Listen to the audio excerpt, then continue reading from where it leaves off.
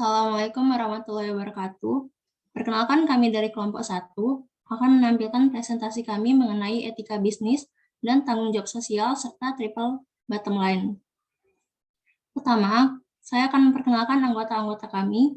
Yang pertama ada Cika Nadarisa, kedua saya sendiri Parametia Zahra, 3 Helena Vidya, 4 Muhammad Farel Hamdi, 5 Raisa Alfansa, 6 Rehan Maulana Adrian Zikra.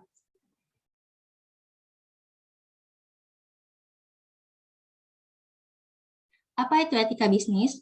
Etika bisnis adalah kode etik yang diterapkan dalam perusahaan untuk melakukan kegiatan bisnisnya. Etika bisnis sangat penting diterapkan dalam perusahaan agar perusahaan memiliki fondasi yang kuat dan menciptakan value yang tinggi. Dengan menjalankan etika bisnis yang baik, sebuah perusahaan bisa mendapat nilai dan kepercayaan lebih dari masyarakat, negara, dan bahkan kompetitornya. Adapun etika bisnis perusahaan memiliki peran yang sangat penting, yaitu untuk membentuk suatu perusahaan yang kokoh dan memiliki daya saing yang tinggi, serta mempunyai kemampuan menciptakan nilai yang tinggi, di mana diperlukan suatu landasan yang kokoh untuk mencapai itu semua.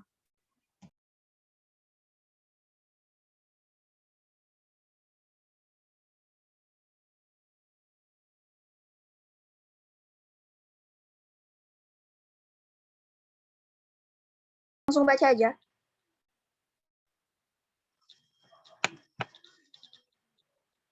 Contoh kasus pelanggaran etika bisnis.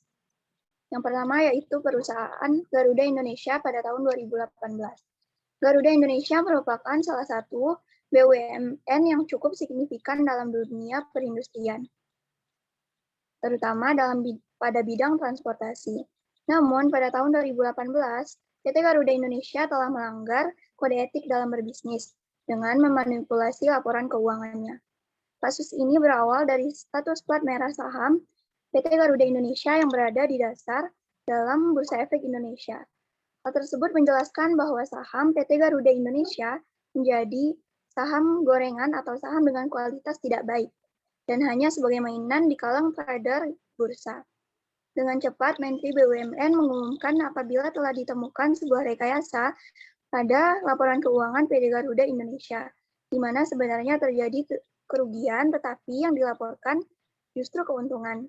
Tentu hal itu masuk dalam kasus penipuan atau pemalsuan yang sangat fatal dan membuat para pemegang saham marah besar.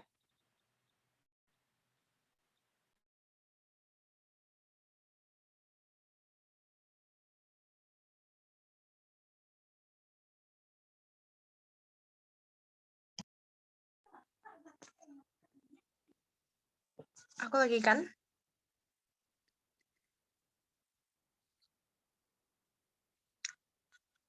Selanjutnya ada contoh kasus pelanggaran etika bisnis dari PT Tirta Fresindo Jaya pada tahun 2017.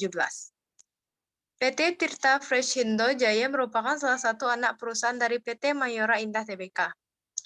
Kasus pelanggaran ini berawal dari pembangunan gudang di dua wilayah Provinsi Banten, yaitu daerah Serang dan Pandeglang, yang memakan 32 hektar sebelumnya. PT Tirta Fresindo Jaya telah mendapatkan izin dari dinas mengenai pembangunan gudang tersebut. Namun setelah waktu berjalan, di mana semula PT Tirta Fresindo Jaya berencana akan membangun gudang, justru yang terjadi malah pabrik pembuatan minuman kemasan. Tentu hal ini menyimpang dari kesepakatan sebelumnya. Di sisi lain, masyarakat setempat juga dibuat resah karena pabrik tersebut telah mengambil sumber-sumber mata air yang seharusnya digunakan untuk memenuhi kebutuhan masyarakat. Sementara itu, terlihat apabila pabrik sudah mulai merusak kenyamanan dan kelestarian lingkungan sekitar. Masyarakat menyatakan jika pengambilan sumber-sumber air tidak terkendali lagi dan di luar batas yang menyebabkan masuk ke dalam eksploitasi alam atau pelanggaran etika bisnis. Tentu pemerintah setempat bersama para tokoh masyarakat langsung mengambil tindakan tegas untuk segera menghentikan serta mencabut perizinannya.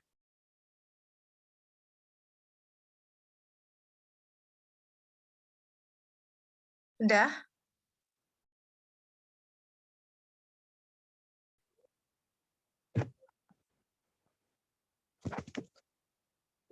Selanjutnya yaitu pelanggaran etika bisnis oleh Uber Technologies Inc. tahun 2016. Uber Technology Inc. merupakan perusahaan asal San Francisco yang menggabungkan kemajuan teknologi dengan jasa transportasi, yaitu dengan menghubungkan konsumen dan sopir melalui sebuah aplikasi. Pada tahun 2016 silam, kantor cabang Uber Teknologi di Indonesia mengalami satu kasus pelanggaran etika mengenai lokasi bisnis. Pelanggaran ini berawal dari seorang karyawan yang menyogok atau menyuap salah seorang polisi lokal agar tetap diizinkan untuk beroperasi di daerah yang sebenarnya di luar zona bisnis. Mengetahui hal tersebut, kepolisian langsung menindaklanjuti dengan menyelidiki siapa saja pihak yang harus dihukum. Setelah diselidiki, ternyata ditemukan bahwa CEO Uber Teknologi cabang Indonesia yang menjabat pada saat itu turut andil dalam pelanggaran karena menyetujui laporan administrasi mengenai pengeluaran atas suap. Sementara itu, pihak pusat dari Uber Teknologi langsung meminta maaf kepada Menteri Perhubungan Indonesia serta mengambil tindakan dengan memecat karyawan dan CEO tersebut sebagai konsekuensi telah melakukan pelanggaran etika bisnis.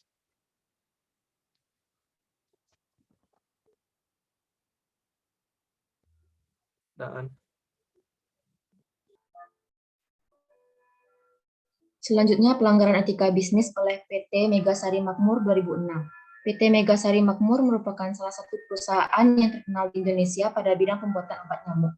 Pada tanggal 11 Juni 2006, Kepolisian Metropolitan Jakarta Raya mendapat laporan dari Lembaga Bantuan Hukum Kesehatan apabila ada seorang pembantu rumah tangga yang keracunan setelah menggunakan atau menyemprotkan obat nyamuk produk hasil PT Megasari Makmur.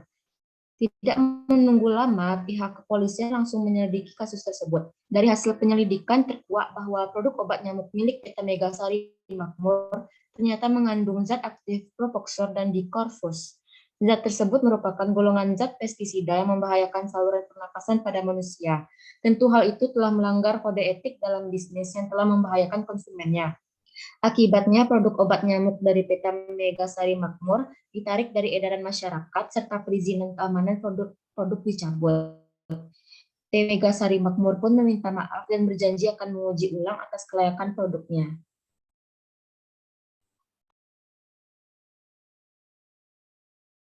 Selanjutnya, Tokopedia. Beberapa bulan yang lalu terjadi kasus kebocoran data konsumen aplikasi belanja online Tokopedia.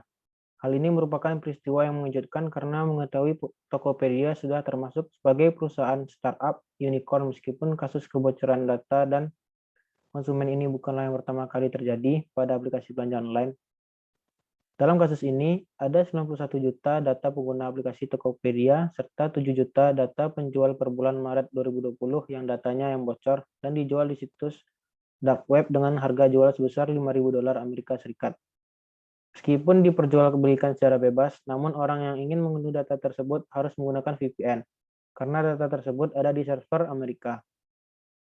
Terhitung sudah ada lebih dari 50 pengguna yang sudah mengunduh data tersebut. Walaupun pihak Tokopedia menyatakan bahwa data yang bocor tersebut tidak mencakup data sensitif, seperti password dan kode OTP. Tetapi mereka menghimbau pengguna aplikasi tetap mengganti password untuk menghindari hal-hal yang tidak diinginkan. Kasus kebocoran data ini membuat kita harus lebih waspada lagi mengingat saat ini aplikasi belanja online meningkat pesat penggunaannya di tengah-tengah masyarakat. Jika dilihat dari sudut dasar etika, kelalaian yang dilakukan oleh Tokopedia tidak dapat langsung dikatakan salah atau benar sebab jika kita melihat dari sisi pengguna, maka hal ini akan dapat dikatakan salah atau tidak beretika sebab Tokopedia dalam hal ini menjadi wadah data pengguna. Dari sisi Tokopedia, mereka pun sebenarnya korban. Mereka tidak secara langsung memberikan data-data tersebut, namun sistem keamanan mereka lah yang dibobol. Mereka sudah berbuat yang benar dengan tidak menjual data pengguna dan memiliki sistem keamanannya. Berdasarkan etika bisnis, hal ini menekankan pada para pembisnis untuk membuat sebuah pertimbangan-pertimbangan yang moral dan ekonomis yang layak. Selain itu, kebocoran data yang dialami pengguna Tokopedia ini merupakan salah satu akibat dari pelanggaran etika bisnis yang dilakukan oleh Tokopedia.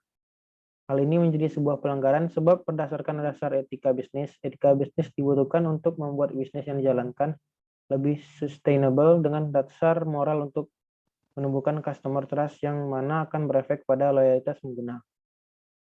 Ketika terjadi kebocoran, data Tokopedia mungkin tidak lagi dipercaya oleh customer, dan akibat terburuk yang dirasakan Tokopedia adalah bisnis mereka dapat kehilangan kepercayaan pengguna. Selain itu, jika dilihat dalam prinsip etika bisnis yang semestinya, kebocoran data atas kelalaian Tokopedia tersebut melanggar prinsip otonomi, integritas, dan menjaga reputasi. Dalam prinsip otonomi, seharusnya Tokopedia dapat mengambil keputusan yang lebih baik, di mana tidak hanya mementingkan keuntungan dan marketing untuk menambah jumlah pengguna, namun lebih jauh lagi harus bertanggung jawab terhadap kualitas pelayanan yang seiring dengan bertambahnya pengguna. Selanjutnya, berkenan dengan prinsip integritas dan menjaga reputasi Tokopedia sebagai badan bisnis yang besar dapat menghindarkan diri dari hal-hal yang merugikan perusahaannya dan konsumennya. Sikap pemerintah dalam menanggapi kasus kebocoran data tidak begitu tegas. Indonesia sebenarnya sudah memiliki peraturan mengenai hal ini berbentuk Peraturan Menteri atau Permen Nomor 20 Tahun 2016 tentang perlindungan data pribadi. Namun untuk kebocoran data berskala besar belum diberikan sanksi tegas untuk e-commerce yang tidak apik dalam menjaga data pengguna. Dalam UU ITE, tidak disebutkan dengan jelas sanksi yang diberikan untuk e-commerce yang lalai dalam menjaga kerahasiaan data pengguna. Dengan ketidakjelasan regulasi dari pemerintah ini yang mengakibatkan e-commerce lainnya mungkin saja melakukan tindakan serupa yang Tokopedia lakukan. Selain itu, ketidakjelasan regulasi dari pemerintah menyamarkan pelanggaran etika bisnis yang dilakukan oleh Tokopedia. Oleh sebab itu, semua pihak perlu melakukan perannya dengan semaksimal mungkin agar segala kegiatan bisnis yang diupayakan dalam perekonomian tidak merugikan masyarakat sebagai konsumen. Pemerintah perlu menerapkan regulasi yang jelas terkait kegiatan elektronik dengan implementasi yang efektif. Pelaku bisnis juga harus memiliki tanggung jawab moral untuk melindungi segala informasi pribadi konsumennya. Kembali ke moderator. Demikian presentasi yang dapat kami berikan.